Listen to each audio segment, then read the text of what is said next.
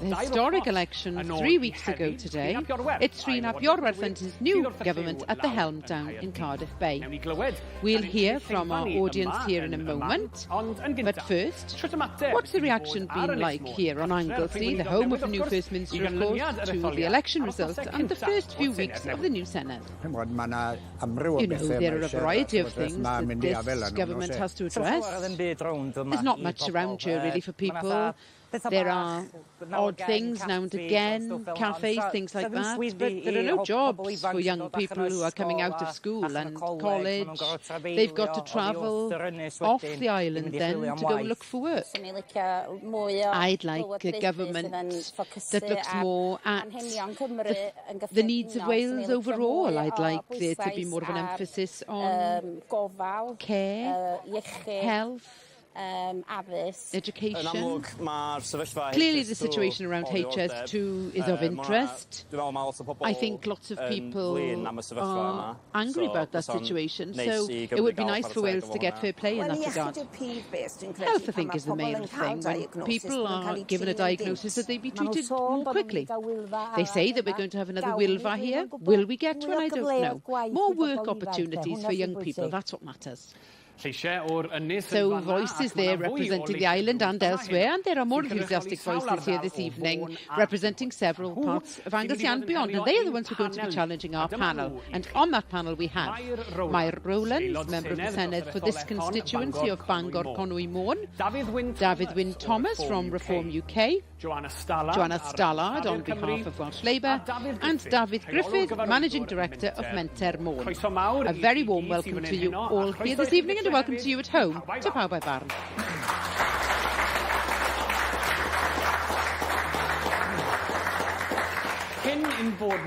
Before we move to our first question this evening, this is the first Pawb by Farn since the election, and as I mentioned, we have a new Welsh government led by a new party, so I'm going to turn to Mair Rowland from that party, Plaid Cymru, to start us off. Mair, a very warm welcome to us, to Pawb by Farn.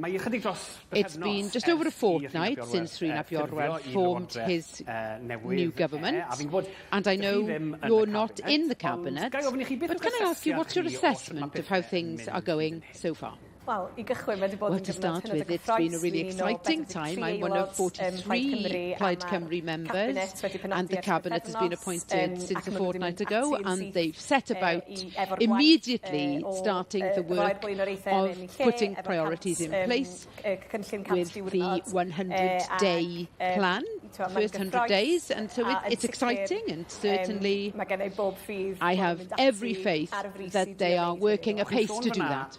You mentioned there the first 100 days, and the party spoke a lot about the first 100 days during the campaign and the importance of that period if you were to come into power.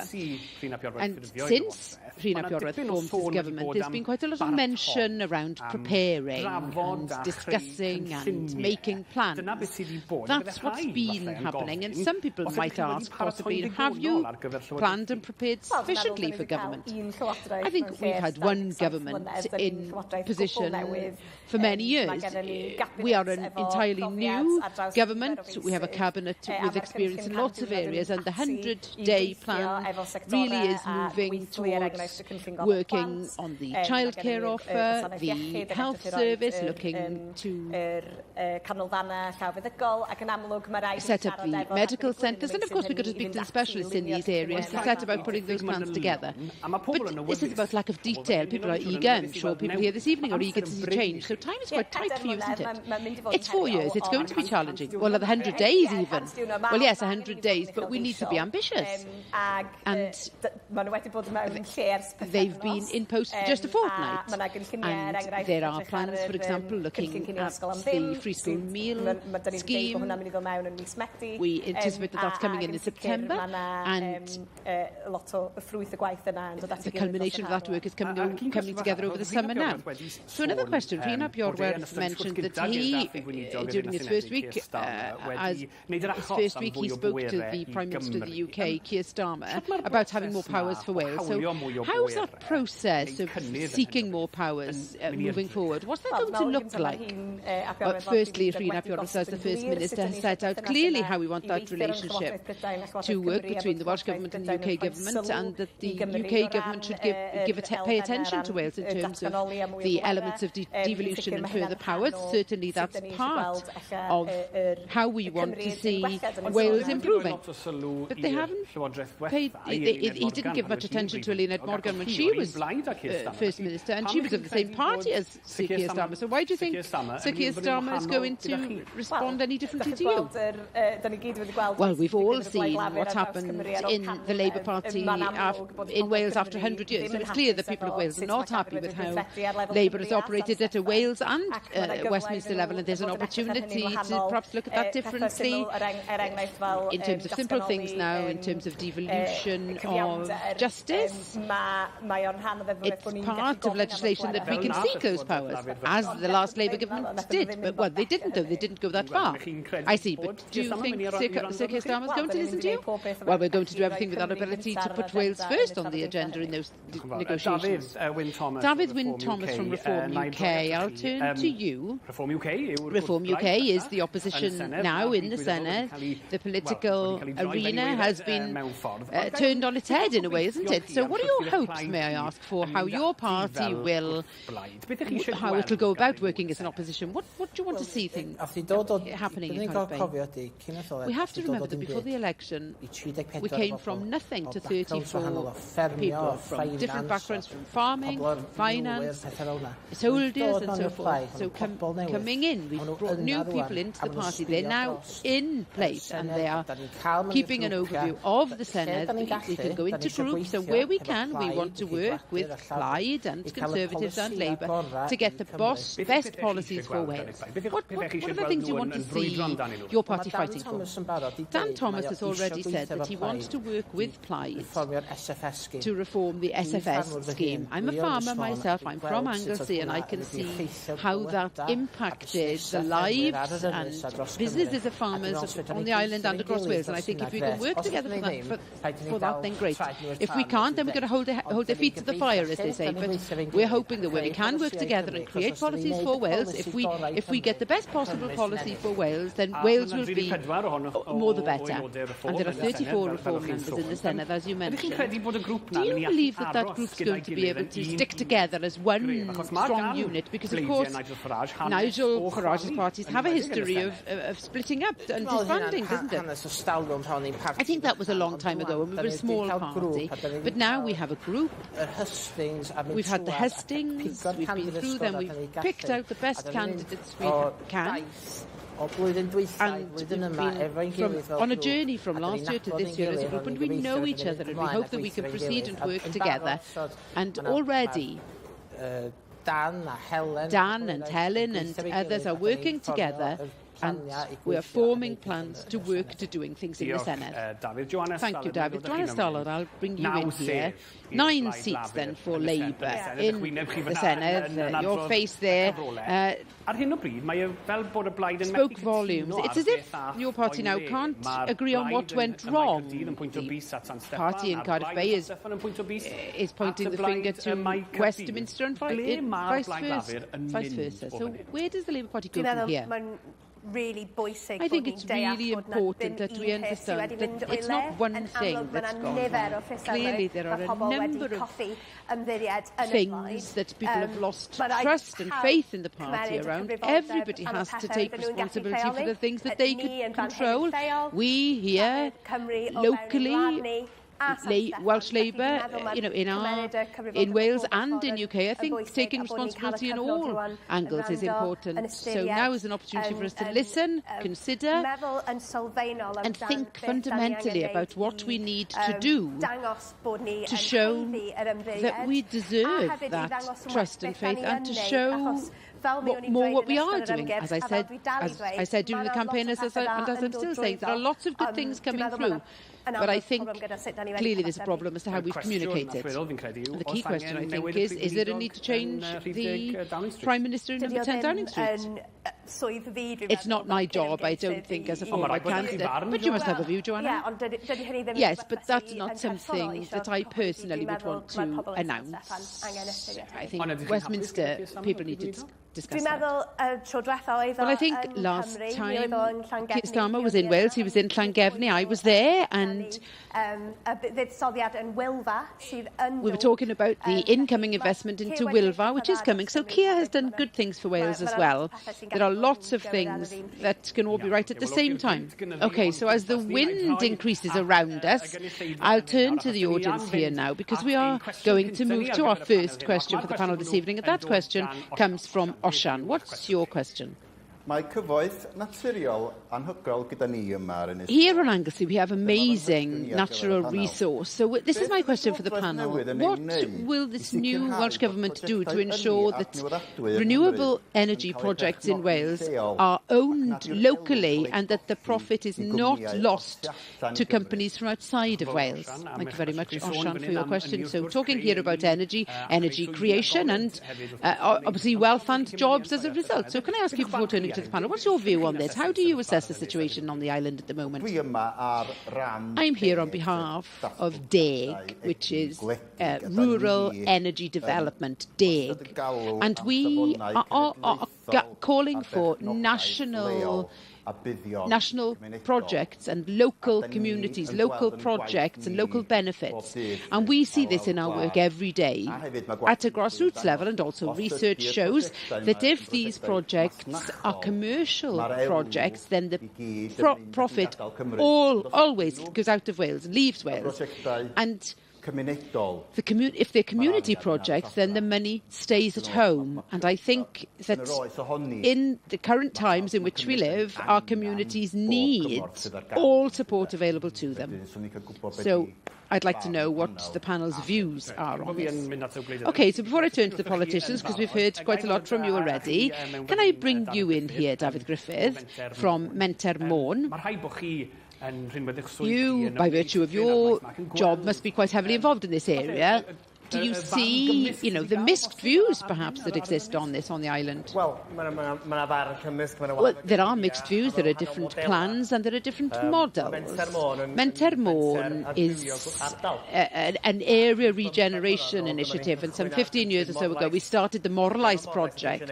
And what Morlais seeks to do is take the energy from the tide and turn that into green energy. And so by that we create skills, we create jobs, we work with the jobs chain. But what Morlaen is for us is a regeneration scheme. The energy almost is a secondary thing to that, and so we can use that. And we are trying to maximise the benefit for the local area. So I would agree with Osian. That really is the ideal, isn't it? That the local people get the benefit, the full benefit of the local resource. Clearly, that's not possible on every occasion. Some of these schemes are enormous, but there needs to be a change in the balance so that it's the community that carries the burden, but also the community that gets the benefit. And that balance isn't always struck. So what we tried to do with something like the Morlais scheme, and hopefully other schemes as well, is just that. Mair, then, what would you say to Osian? How would you answer his question? Well, the Plaid Cymru Welsh Government, as we said in our manifesto, we want an energy strategy for Wales which prioritises community benefit and community ownership of different projects, and the establishment of a Wales Energy Organisation or body to look at major projects to make sure that the community benefit, that we want to see at least 15 to 25% of projects bringing a community benefit. And certainly on Anglesey, Anglesey is innovating in the area of energy. We've heard about Morlais, any solar energy, hydrogen. And we've seen that on the hydrogen scheme empowering the earth here. So we are seeing innovation here, and it's having an impact on the local economy and local communities, and we have to prioritise that. But there's cost to this, isn't there? Yes, clearly there is a cost, and we have to collaborate with partners in terms of looking at the energy strategy and how we realise that. But there has been no strategy, and we need to be ambitious in what we can deliver within Welsh Government and work with communities on that. David Wyn-Thomas, if I could bring you in here. Perhaps we'll come back in a moment to talk about net zero and the Welsh Plaid Cymru Government to move on to that by 2030. But what about reform? We've got a different approach to it, I think. I agree fully that tidal energy isn't developed as much as it should be. We see the power, the energy around Anglesey. You go to Menai Strait, and this tidal power is huge. It's enormous. Not wind farms or solar or anything like that. You can plan exactly when the power will hit the grid, for how long, and the strength of that power.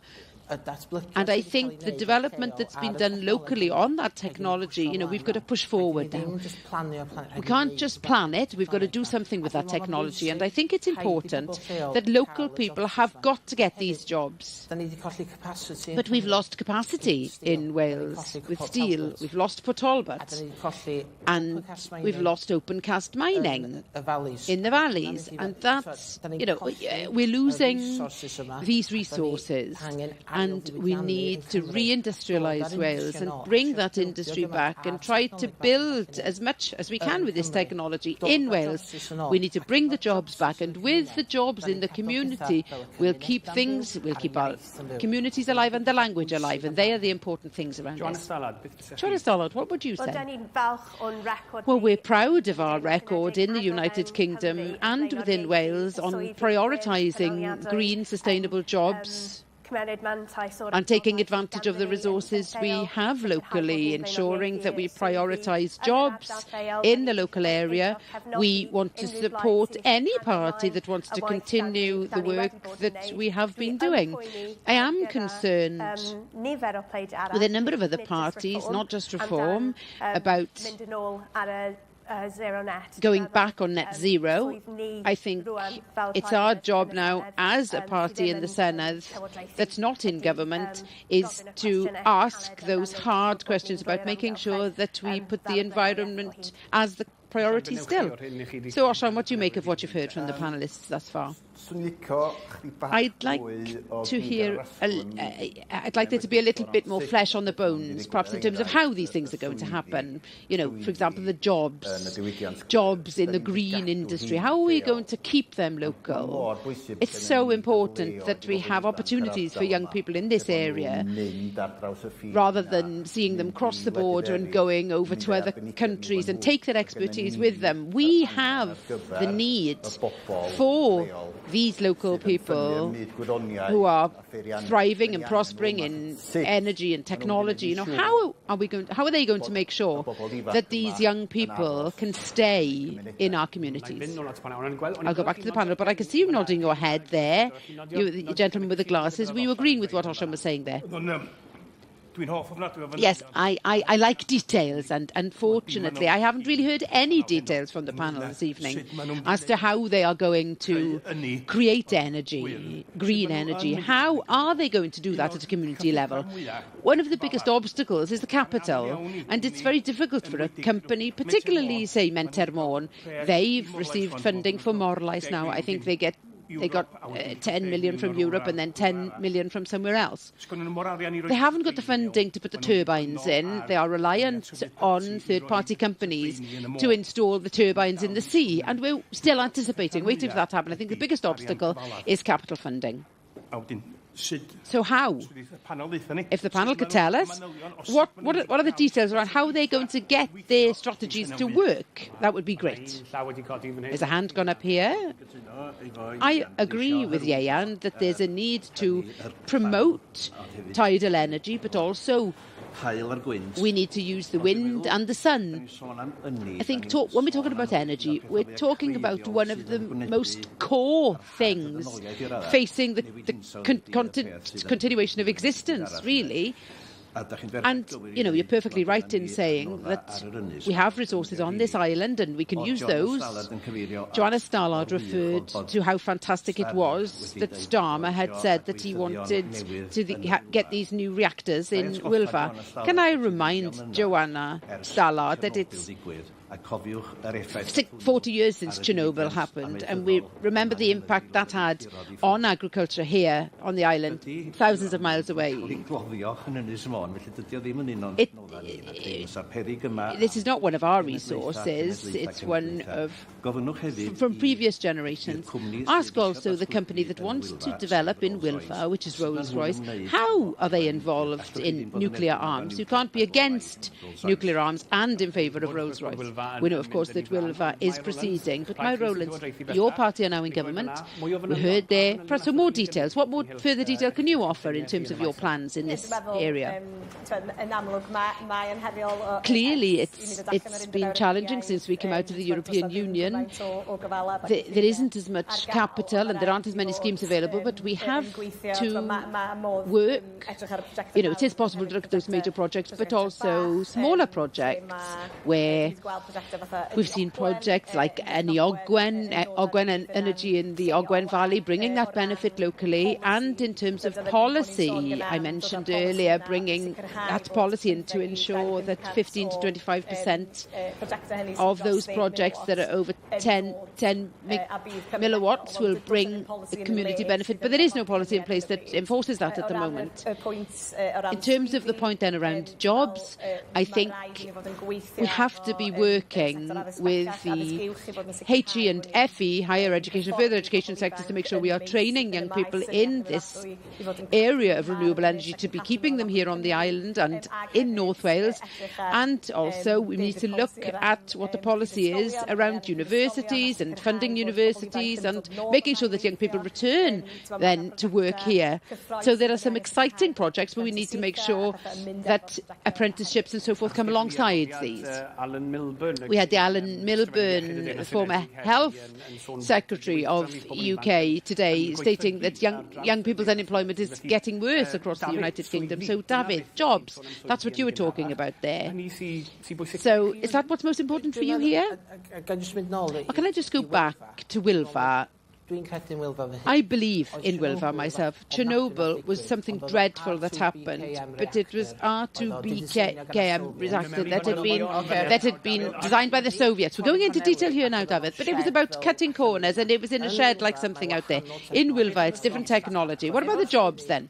Well, with jobs, with Coleg Menai, locally, we want to bring young people into these jobs and come to Wylfa. It's important with the renewables we have at the moment. There's a problem with, you know, when they come up, there's too much energy. We're paying 1.5 billion last year to turn those turbines off.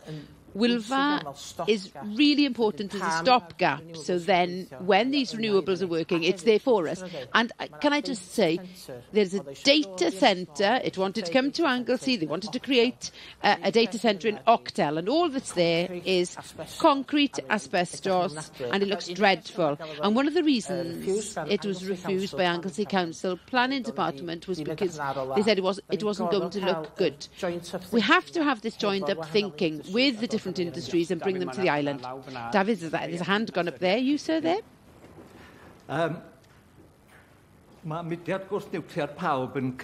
Pawb, anti-nuclear organisation, is holding a meeting in Capel y Maes in Bangor next week, and we've invited an expert on renewable energy, Dr David Hawke from Aberdeen University, to come and share his experience to prove that the Rolls-Royce model on modular reactors, and it is a major one, by the way, not a small one at all, it's going to undermine the whole economic case case for that. But even more frighteningly, he has undertaken detailed research into what he has seen from the Rolls-Royce reactor scheme at the moment, and what really is scary is that being ready to, there's a readiness to cut corners. There's no internal central part and no container underneath the reactor either. So Rolls-Royce is out to make big money on the back of ourselves as taxpayers, and I very warmly welcome the appointment of Adam Price as the Minister for Energy in Welsh Government and Connectivity. He's making very encouraging noises already as to the development of the renewable energy schemes at a large scale, and hopefully then we'll be able to see successes like Ynni Ogwen and Ynni Paran-Peris, Awel a Mantawe, or all local ownership schemes being repeated at a far wider scheme across Wales. Mair, the last word goes to you. Adam Price has been very robust over the past few days, setting out his stall. What do you make of what he has said? It's very exciting, and he's moving along what was in our manifesto. We have to have an energy strategy that has a mix of energy, and that we prioritise that community benefit so that the people of Wales get that profit, and also that the jobs are created in Wales and people are kept here. Thanks very much for your contributions. It's time now for us to take a break. Do return and join us again when we'll be talking about food prices, and one of the issues on the mice of the Eisteddfod this week is transport. Come back in a couple of minutes.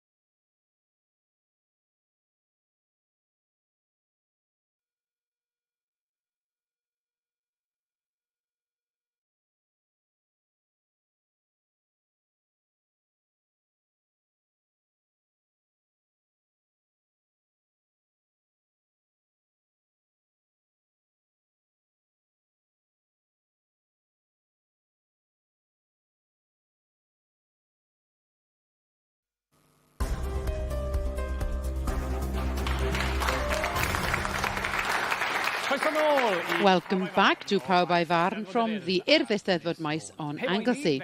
Without further ado, we'll go straight to our second question this evening, which comes from Will Hughes. Will, what is your question?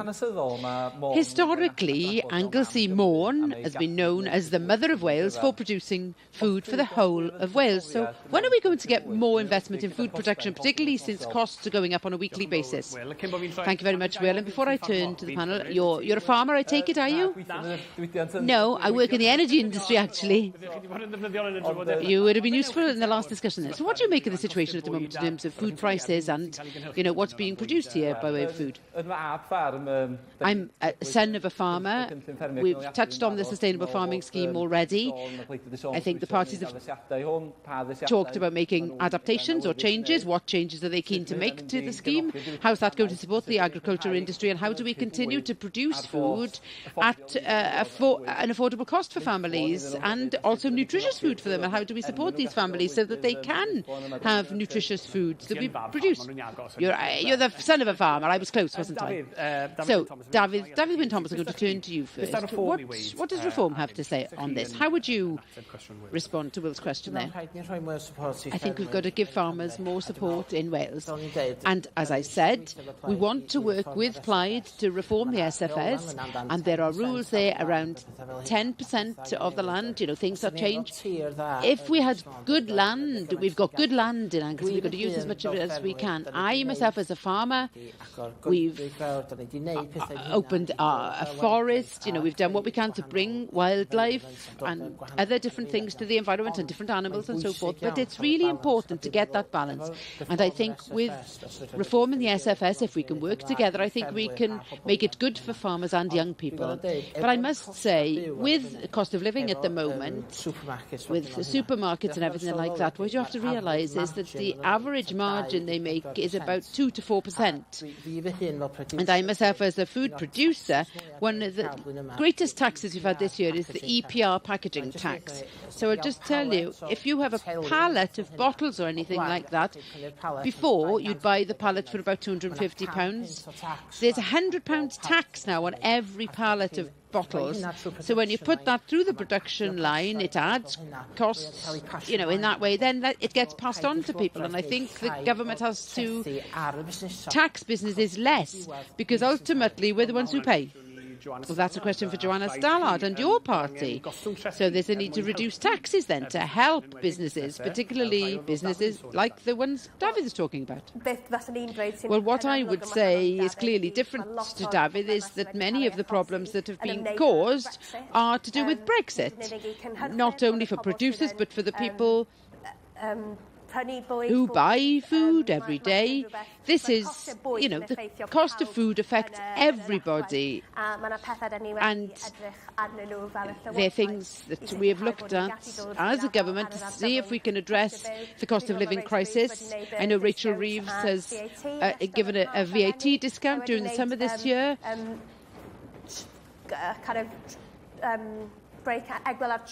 She's put a tax break on HGVs because I know that they've been affected in terms of bringing food into the supermarkets. We know that there are things within supermarkets that we look at to try and make sure that we bring pressures down for people who buy from day to day. We're in the middle of an international storm, so it's important that we do take these steps. Another example I can think of off the top of my head is to make sure that school pupils receive food every day. There are things that are happening, and we need the Senedd Welsh Government to collaborate to see how we can try to resolve something that's really challenging. Talking about a storm, there is a storm happening outside. We can hear that full well here. My Rowlands, can I bring you in here? One thing that's been in the news recently in terms of food prices is what's going on in Scotland with the SNP. And they've now done a U-turn, but they wanted to put a cap on food prices for products such as milk and eggs and so forth. Is that something Plaid Cymru would consider at all to try and address?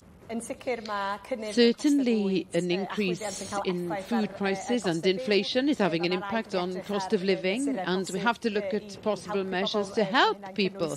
That includes some of our plans in terms of childcare, free school meals, but we also want to have a food strategy for Wales to look at producing more food locally. But is that going to help with costs? That would make things more expensive, wouldn't it? But it can bring prices down because we then use that food and produce more food here in Wales.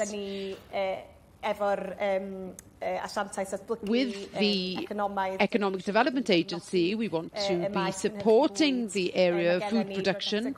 We have fantastic projects here on Anglesey, Menai Mussels, Halen Morn. We also want to look at how we promote our food produce globally, and certainly there is scope in terms of the agricultural industry and the impact on our rural communities. For example, Plaid Cymru objected to the solar farm on Anglesey because it was extracting from our very fruitful land for growth. So, David, I'm going to bring you in here. Cost of food, this is all related to cost of living more generally. So you and Mentermon must be hearing that things really are tight for lots of people at the moment. As it happens, we're responsible for the Anglesey Food Partnership, and last week we heard about the figures of obesity among young people, and Anglesey is either first or second in the whole of Wales. And there's a direct connection between obesity and poverty, and clearly then obesity has an impact on the health service and so forth.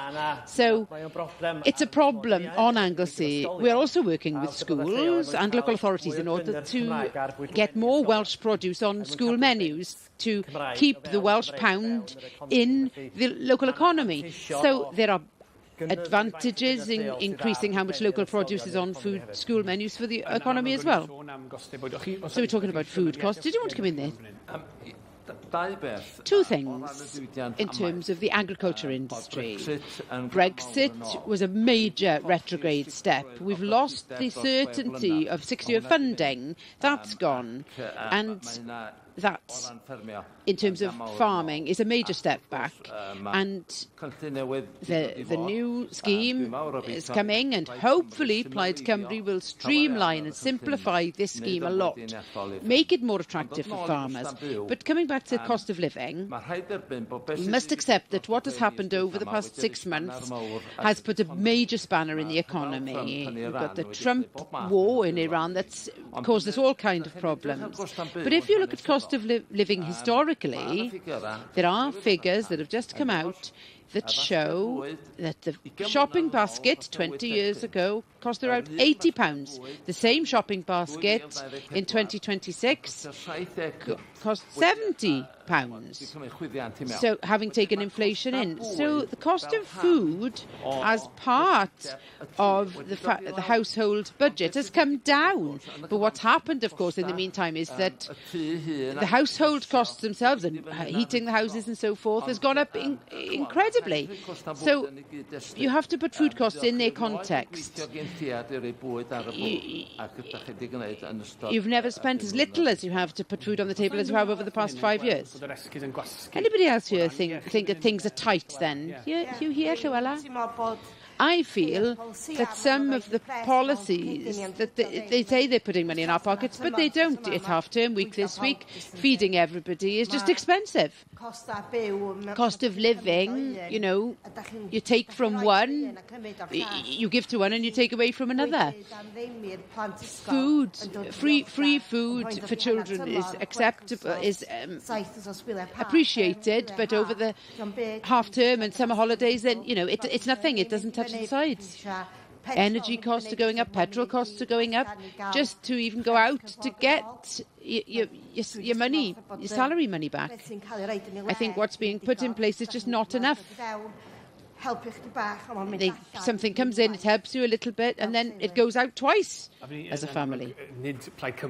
Clearly, it's not Plaid Cymru that's responsible for everything that Llywela was talking about there, but the free school meals for everybody. You know, there are challenges, aren't there, in terms of implementing that scheme. I think in terms of what you were saying now, there's a need for a mix of plans and schemes. You're talking about free school meals, the maintenance payment for families on low income, and the childcare scheme.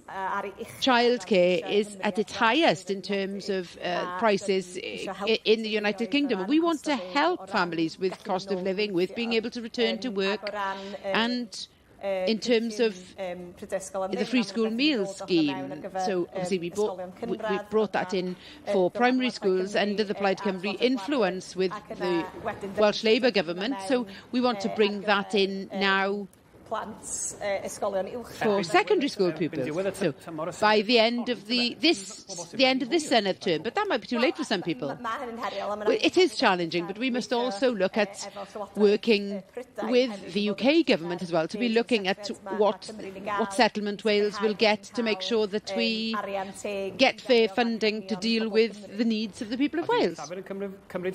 Is Labour taking responsibility for that then, in terms of fair settlement for Wales? There should be more money coming to Wales. I think all parties in Wales who are in government in the Senedd should be pushing for more money. But what I think is really important is we agree we need to go further with what we offer, particularly for children in society who are in vulnerable situations. But to do that, we have got to be honest as to where that money is going to come from. How are we going to be able to deliver on the things that we've promised? And I am concerned about the fact that Plaid have said lots of things, and they've said, look at what Labour have done, we're going to go further. They've done that with so many things, but if you push for the details, I'm still not convinced that we've heard where exactly the money's going to be coming from and what's going to be cut. So I think we need that transparency quite quickly, because people have voted for change, and so we're expecting the answers.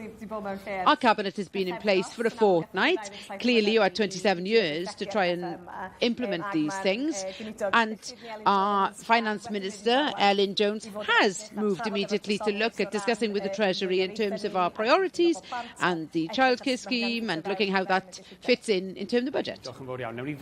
Thanks very much. No, we have a point here. Osian, what would you like to say?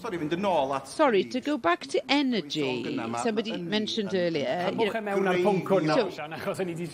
We've discussed energy already, Osian, but this is a core part of food production, really, isn't it? So if we can get the price of energy down, then food is going to be cheaper. And what I don't understand is that these major companies, these major energy companies, they make billions in profits, and they say when they cut the bills down, they say, oh, part of the bill is investments for the future. But they've been saying this for years. We still haven't seen the benefit or the culmination of this research and those developments and those investments. So how are we going to ensure that the energy companies bring their prices down so that ultimately food production costs come down? Diesel comes down. It's a fair question, but I'm afraid it's a question for another day, because we've got to move on to our final question this evening. And that question comes from Endav ap Ieyan. What's your question, Endav? Everybody local is aware that closing Pawb Bridge this week has not only caused major problems, but the population of Anglesey is 70,000, and in weeks like this and at other times during the year, that can often double. The local transport connections are not good enough. So what are you going to do to improve the situation? A very relevant question, then. I think perhaps every one of us here has been caught up in the traffic crossing the bridge at some point during this week. So I'll go back to you, Endav. Let's talk about your use of the bridges then here. Well, somebody who lives locally, then we use the bridges on a daily basis almost. But my background as a doctor is I would go through that background, I would go further and say that the current situation is dangerous. Take things like stroke or heart attacks. Every minute counts for the emergency services to get to a patient. And on days, as we've seen this week, I would go as far as to say that lives can possibly be lost as a result. So lives, and I understand that you also run a business and people possibly are going to lose money as a result of this. Yes, as it happens, wearing another hat, yes. I run a business locally, and for example on Tuesday, in the terrible tailbacks we saw on Tuesday, we had lots of people phoning us to say they couldn't come to us, they wanted to cancel their tickets, and that cost us over £500 in one day for cancelled tickets. Just wanted to come here then, Llewellyn, I could see you nodding your head there. Do you think that immediate action needs to be taken then? Yes, I live in Caernarfon, and sometimes I've got a second job, and like this evening, I've had to start out from Caernarfon at about 5 o'clock just to make sure that I could get to the mice on time. But this is not just a problem for the during Urdd week. This has been a problem for years. There's mention of this second bridge for I don't know how long, but nothing happens. Everybody promises, we don't get anything. As you said, fair enough, it can cost lives. It costs businesses. It increases prices, it costs time, petrol, diesel. It's all expensive to sit and waste it on the bridge for about an hour, hour and a half. Is that fair these days? I could see you, sir, there at the back in the red jumper there. Do you agree? What do you think needs to be done then to address and resolve this problem? Well, we've been talking about a third bridge for years, and the last government stopped spending on transport because it was too expensive. Well, unfortunately, there's no choice. That money has to be found from somewhere to create that third bridge, and the M4 around Cardiff. They're vital for the life of Wales and businesses in Wales. It's vital that these projects proceed. My Rowlands, I'll come immediately to you. A third bridge, that's what's needed, is it? Well, I think, first of all, it's been really frustrating this week for communities on both sides of the River Menai and people travelling to the Urdd Eisteddfod and to Anglesey for different reasons. This work was supposed to have been concluded a year ago on the Menai Suspension Bridge, and I'm very pleased to see the Welsh Government has responded with urgency and that there were no tailbacks today because they'd put traffic officers in place. And the Deputy Minister for Transport has made a statement just this evening as well, stating clearly that it is a priority for the Plaid Cymru Welsh Government to be looking at a long-term solution. Rhina Bjorwerth, in an interview this week, said that there was a need to ensure the resilience of the crossing for the future. What does that mean? Well, I think we have two bridges, don't we? There's a need to make sure that they work, that they're more resilient for the future. There's a need to look at resolutions. There's been talk of a third bridge. We need to look at what all the options are. Would you be in favour of that? I think certainly it's on the table as one of the options, but I've asked for a meeting with the Deputy Minister for Transport to look at what those options are in the mid-term and in the long term. And I think many people in the audience have comments and ideas on that. It doesn't just impact the 70,000 people who live on Ynysmore and Anglesey. It impacts communities across the whole of North Wales, and it also has an impact on the economy and transport of Wales. We've talked about all these projects. We have Wilfa, we have the Freeport in Holyhead, which is the closest connection to Europe and Dublin. So that has so much of an impact if these bridges are closed, and certainly there is a need for a long-term resolution, and the Welsh Government is committed to that. Joanna Starlard, how would the Labour Party then, do you believe, address this? Because the previous Welsh Government in Cardiff Bay stopped all major road projects in Wales.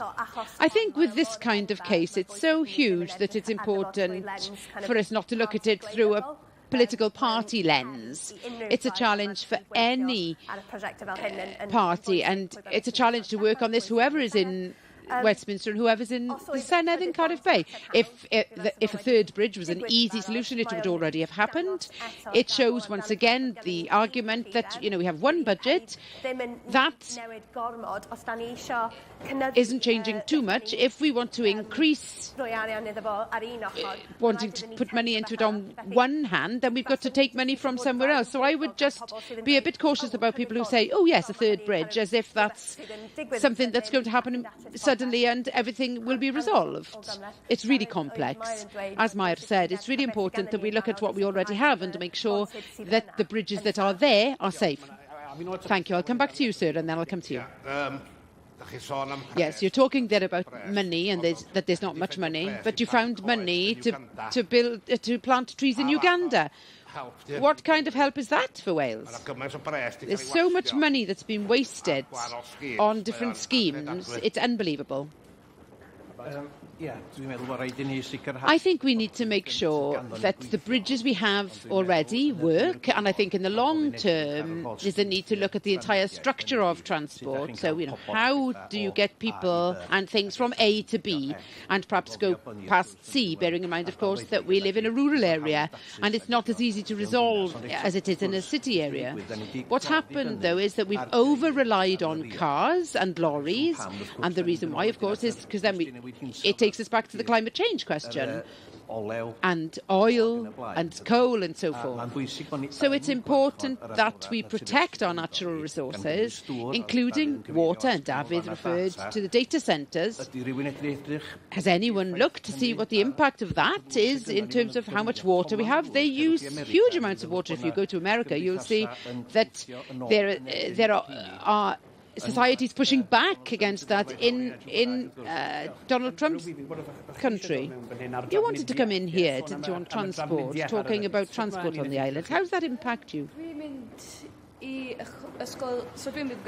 I live in Caernarfon. My secondary school is in Bangor, and every morning, 7 years ago, when I started in secondary school, there were 3 buses, 5A, 5C and T2. And it was easy for me in the beginning to get the 5A bus because the price of the bus for the 5A, a single was 50 pence and a return was £1 from Caernarfon. So it was really easy to afford to go to school. They took the 5A bus away, and then I started taking the 5C. But the bus ticket for a week for the 5C used to be £10. Now it's £12. So the prices have gone up there in terms of transport generally than on the island. There's another hand that's gone up here. I totally disagree, because I've got a little card, a 16 to 21 travel bus pass that gives us bus tickets for £1. A day ticket is £3. So things like this have been worked on. Things have been turned around. David Wyn Thomas, I'm going to bring you in here because we haven't turned to you. We're talking here about travel prices here on the island, but also the need possibly for a third bridge. Where do you stand on this? In our manifesto, we provided full support for the M4 Relief Road and upgrading the A55 Expressway, and Menai Bridge is part of that. Labour talked about money and everything like that. 140 million was wasted on the planning and consultation on the M4 Relief Road. There's waste in the system. That should be questioned. With Anglesey and the 2 bridges, when we look at those 2 bridges, and you think of Anglesey, you think of the 2 bridges. It's an iconic view, and if we are going to build a new bridge, a new crossing, then it's got to fit into that. It's been there for 200 years. I myself have spoken to structural engineers, and they think that perhaps there's a third route under the bridge where the train goes. Is there a chance perhaps of adding an additional lane, and then in the morning extra capacity goes one way and other capacity goes another way? That's what you'd like to see, is it? Myself, yes. And can I just add, with the cost of living, I've spoken to the Urdd. we've raised almost £500,000 for the Urdd. You know, local people have raised the money. Why can't we save money there? I come directly back to you to get your conclusions then on what you've heard on this discussion. I feel that perhaps there is a need to look at a third bridge, which is going to be a huge project, and I would hope perhaps that the Welsh Government that we now have in Cardiff by now would be more willing to push more in Westminster for that funding to be made available to us here in North Wales. Thank you, Endaf. Well, we have to bring that discussion to a conclusion. I'm sure we could have continued with that for another hour and more. So that's it for tonight. Do join us next time at the Royal Welsh Show on the evening of Wednesday the 22nd of July. Let's hope we have weather that's as good in Llanelwedd, but remember to keep an eye out for us on our social media in the meantime. But for the time being, from the Eisteddfod maes hon Anglesey, a very good evening.